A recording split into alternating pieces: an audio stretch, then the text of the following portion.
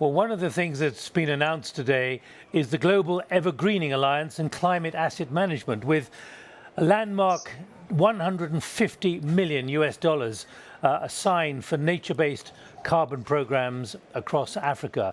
What's going to be the impact of that? And broadly, more broadly, what are the challenges that Africa still faces, at least some of them, particularly when it comes to the investment in smallholder farms and also restoring degraded ecosystem? Well, let's focus on the Great Green Wall Initiative and go to Ethiopia, to Elvis Tangem, who's coordinator for the initiative. I also have here in London, in Glasgow, I should say, Alphonce Munyao, who's Director of Environmental Science at the Partnerships for Change. Welcome to you both, but let me go to Elvis first. Just explain, for those who are not familiar with it, what the Great Green Wall Initiative is. Thank you very much for this opportunity. It's great, so fortunate that I'm not at the COP now. The Great Green Wall Initiative is it's a Pan-African sustainable land management and restoration initiative that was initiated in 2005 by the African Union heads of state. And it came about because of the challenges of land degradation, of desertification, of drought, which was being exacerbated by climate change in the dry lands of Africa, especially in the Sahel and the Sahara region of Africa. These extreme, yes. Wait, what kind of progress are you making at the moment? Because only last year, there were just about 4% of the target area was being covered by this initiative. We are making a lot of progress. In fact, one of the biggest progress we're making is at the level of agroforestry, afforestation, where we've managed to restore more than 12 million hectares of land in Niger. We've planted more than 1 billion trees as we speak. And we can say without contradiction that we are on more than 18% implementation. The 4% was done just in a few countries, the 4% statistics. And we've done a lot more than just talking about trees and land restoration. We are involved in climate smart agriculture. We are involved in the development and of renewable energy, promoting the use of solar energy in many parts of the Sahel region, especially in the Nature region around Nigeria. We are involved in pastoral activities, promoting a more zero-range pastoralist system.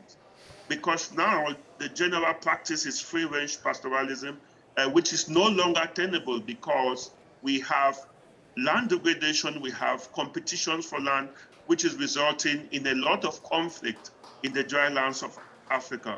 Well, let's get an assessment of what kind of progress you're making from Alphonce here.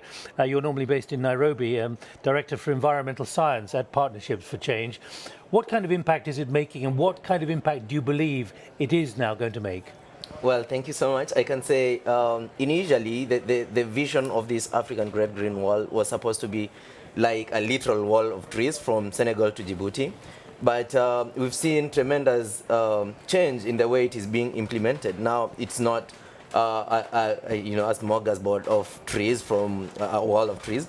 It has evolved to become a mosaic of interventions. I mean, people are facing a lot of challenges in the Sahel, and it's now being extending to not only Sahel but to many parts of Africa, because we are facing similar challenges. What do you mean by a mosaic?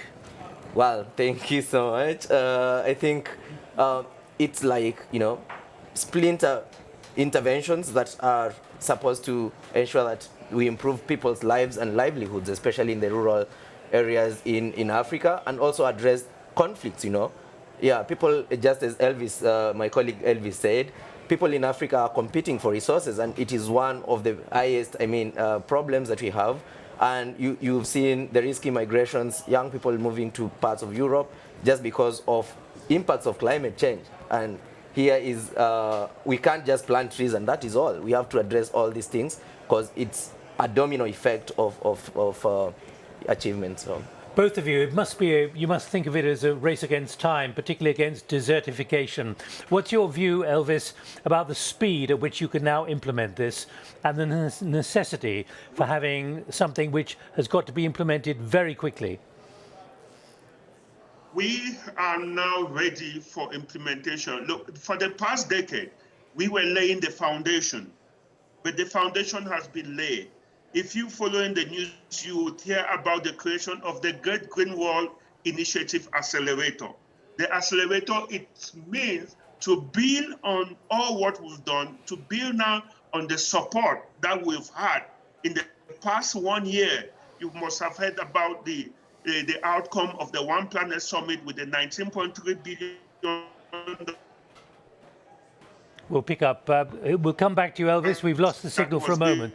We've lost the signal for a moment. Alphonce, just pick up again the speed at which this has to be done, given the pace of desertification and the speed of climate change. Having begun in 2007, I mean, we've seen tremendous effort, and it's something that we are really happy about. And we really need to move with speed because we've achieved around 18% or thereabout of this project, and we look into moving with, even 10 times what has been done in all those years in the next few years. Is there a realization of the imperative to move fast now? Exactly. I mean, African Great Green Wall Initiative is one of the most sought after and endorsed land management programs currently in the world. We've seen here some of the leaders pledging a lot of support and, marshalling other leaders, be it in the business sector, be it in political. Well, we've achieved a lot of political will, especially from African countries. So what we need now is to look at this project from the lenses of, addressing a global challenge using on-ground African solutions. So that way, we really need to come together as a global community, not just leaving it to the African, people. All right. In that sense, Elvis, and we lost a part of your last sentence or two.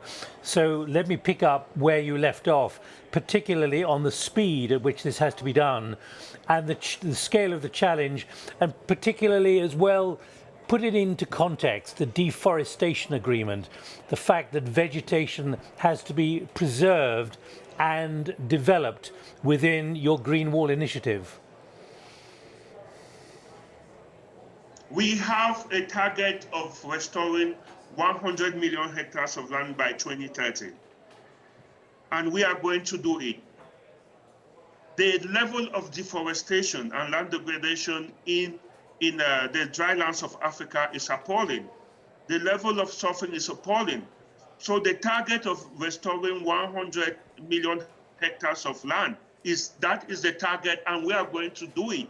We have about 14, 15 years to do that, and with the current dispensation, with the current support that we've had, as Alphonce said, we are very sure that we are able to restore about a minimum of 8 to 10 million hectares of land a year, because that is the target. We want that by 2030, by the time we come to the assessment, to the end of the Sustainable Development Goals, we have reached 100 million hectares of land. All right, well, let me pick about up 10 million decent jobs and capturing, sequestering 250 million tons of carbon. Let me just pick up that final point, and this is the final answer, Alphonce, from you. Are you worried that actually things are moving faster than even you are thinking about? The tipping points are happening much faster, and therefore you've got to actually implement this even faster than we've just heard from Elvis. Sure. I mean, what Elvis says really resonates to my thinking and to everyone who has some goodwill for our continent and for our globe, I mean, in entirety. Because what we are seeing is like we are speeding very fast into the wrong direction. We have to turn around. And that means we have to support the African Great Green Wall Initiative, because it's not only, benefiting Africa, it's benefiting people in Australia, people in America, people in every part of this planet. So, Alphonce Munyao, thank you very much indeed. And Elvis Tangem, welcome, and thank you very much indeed for joining us from Ethiopia here at the Nature's Newsroom. Thank you very much. Thank you. Very much.